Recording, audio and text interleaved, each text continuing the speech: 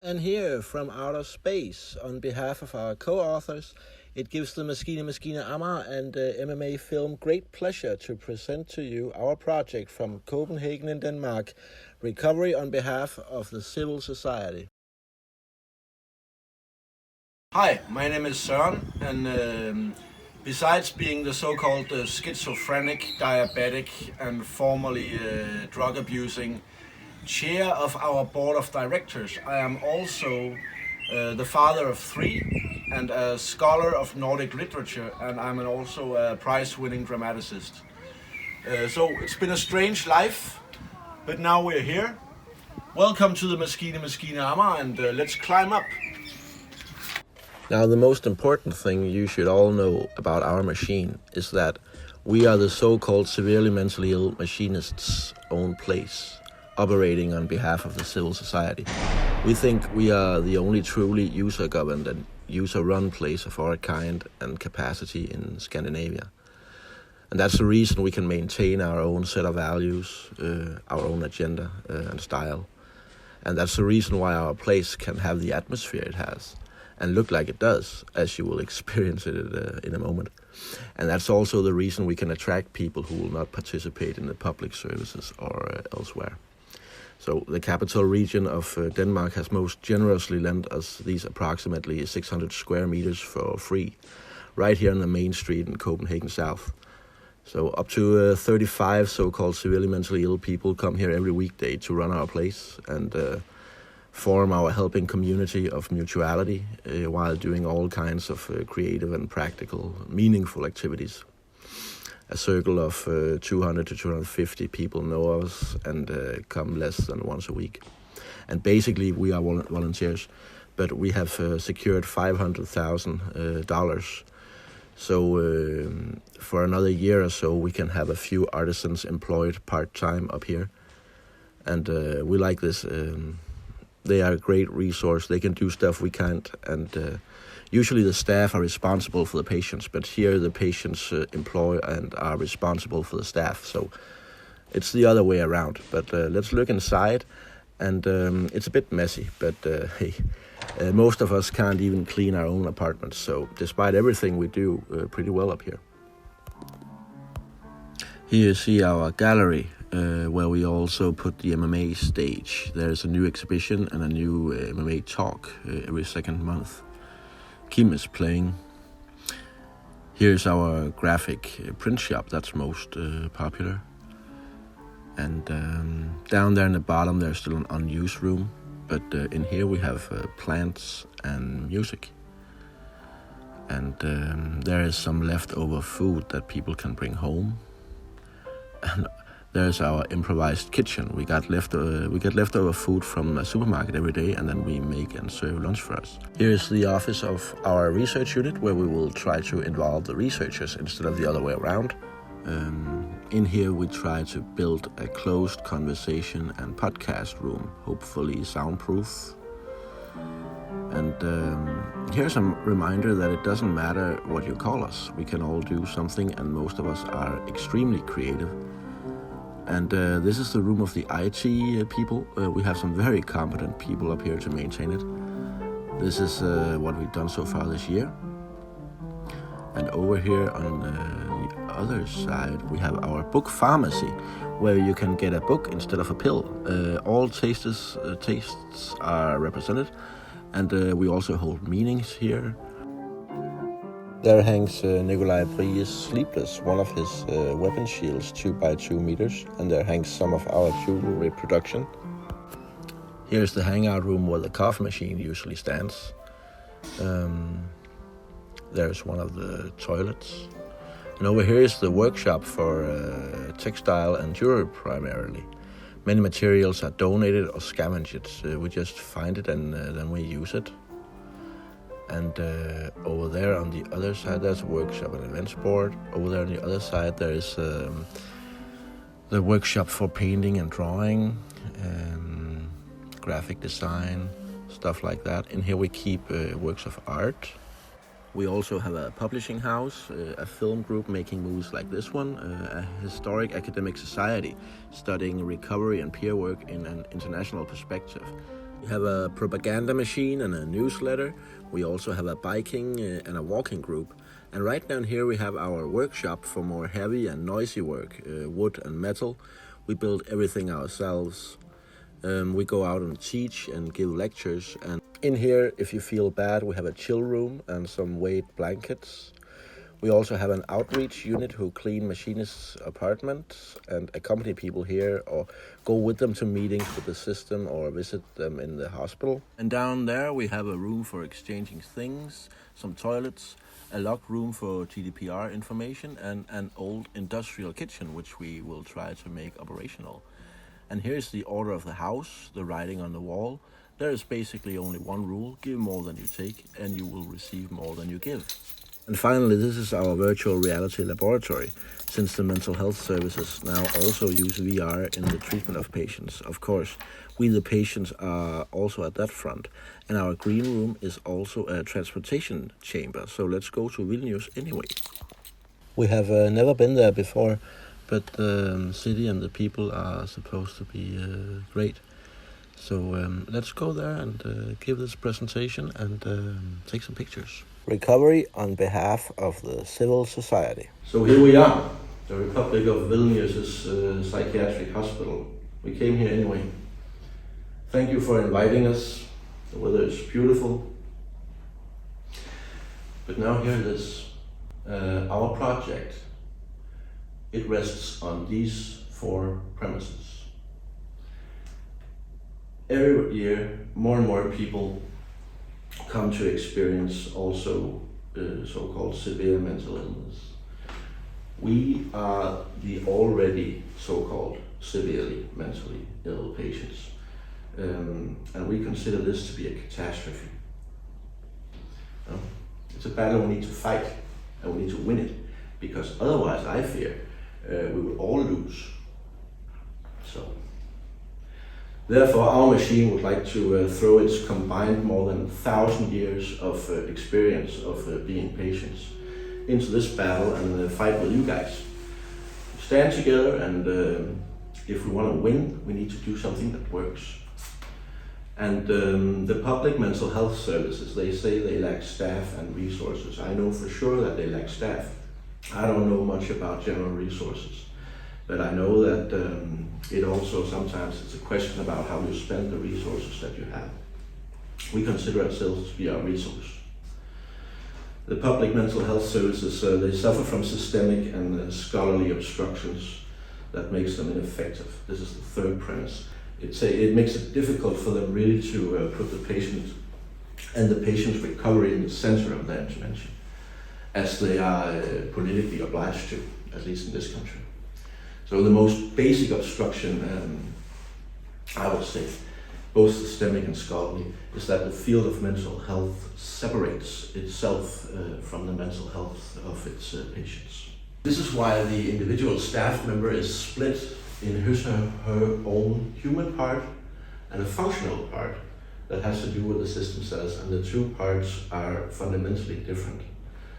That is why the individual staff member is separated also from the humanistic core of his or her own profession, and why she or he is robbed of the only functioning way to heal their patients, namely by obtaining a personal relation to them, sometimes even perhaps private, and a personal and a private commitment and engagement. And that is also why the patient, who usually feels alone and isolated enough already, is met by a cold, clinical, impersonal whiteness that somehow soaks out through both walls and people. I think it keeps the up and them dichotomy and the dividedness and isolation of both patients and staff alike. I think that keeps that alive. So. And then also there's a 4th premise, that many of the people who come here at our machine, besides so-called severe mental illness, they also usually have other problems such as substance abuse and criminal sentences and homelessness and somatic illnesses that many times have not been discovered yet. And although not hospitalized, some people can come here who are, what will you say, very apathic or very psychotic, you would call it, and suicidal or sometimes hugely offensive and perhaps even violent. We haven't experienced that yet. But every time it happens, it takes its toll on the community and the good atmosphere we live by up here. And then other participants leave, so we need to have solved this issue also. So based on these four premises, our idea and project is that we, the so-called severely mentally ill people up here in the Maskine Maskine Amager, we would try to take our part of the responsibility if we were given the opportunity of employing two persons, each with their own professional backgrounds in the field of hardcore mental health service. This would be our contribution to the development of weapons needed in order to fight and win this battle we all are in. So please listen what we would like to do. We thought of hiring two persons with professional backgrounds within the mental health services. And we would stress that they had experience with people like us, and that they too wanted to somehow transcend what they are. Now we think that one of them should be a person with a professional background in mental health nursing, and the other should have a professional background in mental health occupational therapy. The one with the nursing background should be around those people who has it wildest, and the person should assist us in meetings with the regional and the municipal public services. You know, go with us to the meetings and speak our cause, and perhaps they should sometimes even talk to family members on our behalf. And if one of us went to the hospital and they could perhaps go in there, speak to the doctors and the nurses before, so there's a kind of bridge, so the hospitalization doesn't ruin the recovery of these people. And the person with a background in the occupational therapy, we thought, should try to help us implement a work audit day in the machine, like the ones they sometimes have at fountain houses, you know, where the work decides the day, and then involve people more than we are able to right now. Motivate people,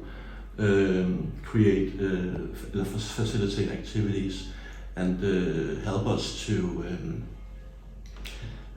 bring our responsibility into them, and participate. And both of them, of course, should wholeheartedly take part in the machine and in us, and the Maskine then it would be their place too, and we would be their friends.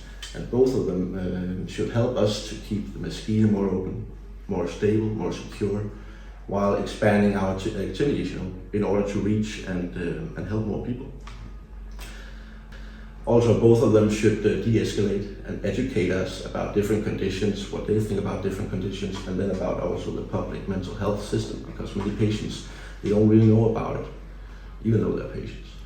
Both of them should participate in evaluation and research on the project, and both of them should represent us in front of their peers, nurses and occupational therapists.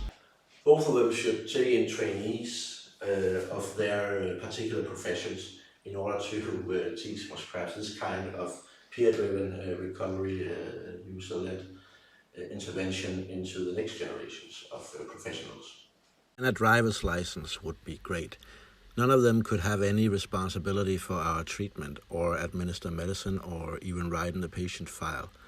But the whole point is that both of them would have to cultivate such personal and perhaps even private relations to us, so that we could delegate them to be our relatives or next of kin. In that way they could make our patient rights and our voices count for something. And this is the whole point and why this intervention would work and make a concrete practical difference for many people. Up here the professionals would get a chance to liberate themselves and the humanistic core of their disciplines from the systemic and scholarly obstructions of the public mental health system. And up here they would serve and help the target audience directly, that means us. They would get to know us in our daily life, And by doing so, they could perhaps heal the split between their human and the functional parts and be more fully themselves in their activity and in themselves as whole humans. And perhaps they too would benefit from it professionally and personally. It's not a good thing to be divided. And up here we could teach them something, I think, and they could teach us about the humanistic core of their professions, the agave and the caritas. Yeah? So we ourselves could be more tolerant and better at helping others like ourselves. And the patient themselves are in charge. And here the suffering person could actually be the center of the intervention, because the intervention is owned by the patients themselves. What if that's why it's so difficult for the public service to put the patient in the center? Also up here, they would be pioneers in breaking down this barrier that still exists between them and us. We would find some kind of middle way or a solution. And up here they would have a much greater impact, I think, as far as healing goes. As they would be able to help more people than they otherwise could. So this is our idea, and it's our own.